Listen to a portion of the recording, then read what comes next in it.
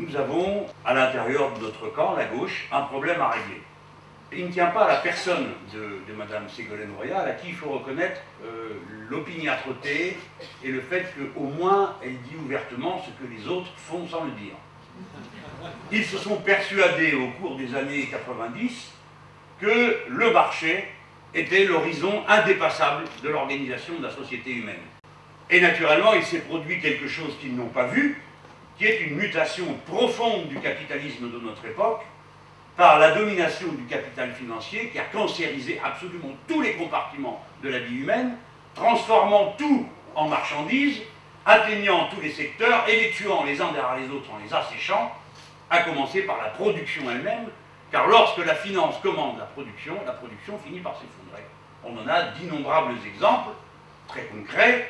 Eh bien, prenons les exemples les plus réussis de notre technique, celle que nous devons, soit dit par parenthèse, à l'action collective, l'action de l'État, et non pas des entreprises privées. Je pense par exemple à l'affaire Airbus, qui est une création de l'État, comme la fusée Ariane est une création de l'État, comme le TGV est une création de l'État, et que nous pourrions comme ça multiplier le palmarès des prouesses techniques de la France, et à chaque fois on trouvera au point de départ la volonté collective, la République qui s'engage, qui fait des choix d'avenir. Au début on l'accueille avec le sourire, et ensuite on constate le résultat. Et c'est lorsque ces entreprises nationales ont cessé d'être dans l'objectif de la performance technique, c'est lorsqu'on se retire de cette dimension humaine du progrès, et pour y mettre au poste de commande des commerciaux et des financiers, que les entreprises tombent à genoux. C'est ce qui est arrivé à Airbus.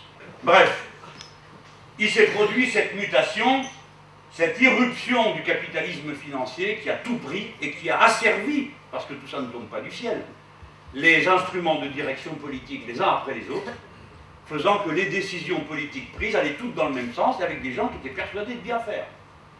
Et puis au début, ils disaient on va réguler, on va faire le moins pire, et puis ensuite on va faire parce qu'on ne peut pas faire autrement, et puis après cours de vent. Et ça vous donne des Tony Blair, ça vous donne des Gerhard Schröder. Des gens ont pensé avoir atteint le sommet avec ces deux-là.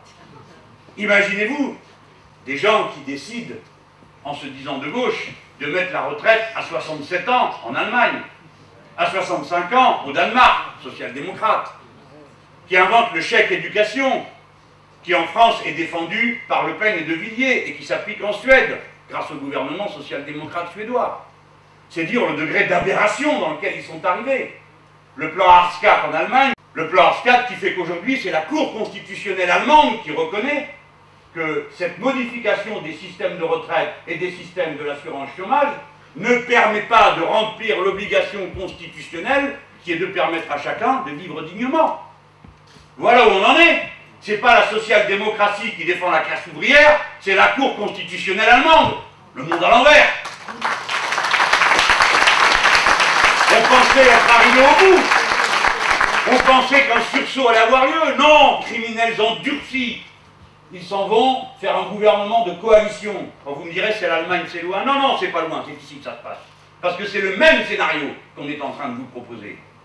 Ici se joue la même partie politique que celle qui s'est jouée dans le reste de l'Europe.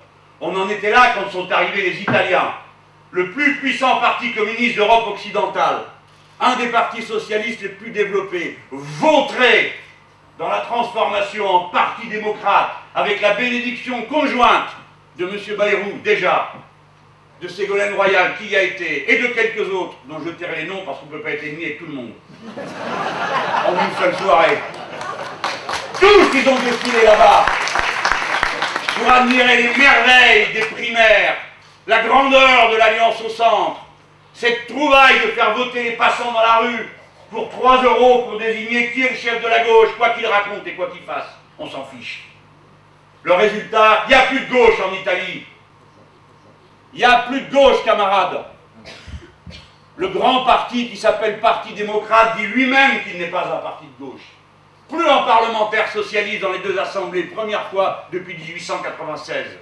Plus un parlementaire communiste dans les deux assemblées, première fois depuis 1946. Alors qu'on ne vienne pas me dire que tout ça, de notre part, c'est une espèce de raideur idéologique qui fait que nous ne comprendrions pas de quel côté il faudrait aller par ouverture d'esprit.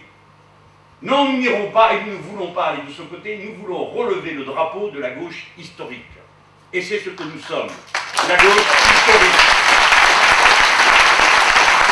Nous reprenons le flambeau des générations qui nous ont passé et nous le transmettons à la génération suivante. Voilà ce que nous sommes en train de faire. Et nous devons impérativement le faire à travers tous les moyens qui nous sont donnés, notamment dans une élection régionale. Faire la démonstration que nous sommes capables de décliner notre programme à tous les étages. Nous sommes capables de diriger ce pays. Nous savons le faire. Nous savons le faire autrement qu'ils le font eux. Nous le faisons parce qu'en ce moment, nous sommes entrés dans une crise majeure de l'humanité. Si bien que nous sommes aujourd'hui plus que jamais, du fait même de notre prise de conscience de l'intérêt général humain écologique, le parti de l'intérêt général. Voilà ce qu'est le Front de gauche. Voilà ce qu'est notre entreprise. Nous sommes le parti de l'intérêt général humain et nous disons que cet intérêt général humain, du moment que chacun le comprend, le définit ensemble et le transforme en force de loi, il doit s'imposer à tous et en particulier aux intérêts particuliers. Voilà, c'est pas compliqué. Voilà ce que nous sommes. Leur débat sur l'identité nationale, cette chose puante qui tourne le dos à ce qui est une évidence de l'histoire longue de la patrie républicaine des Français. Nous, on fait France de tout bois, on ne s'occupe pas de la couleur des gens ni de leur religion. Ce qu'on veut, c'est vivre dignement ensemble.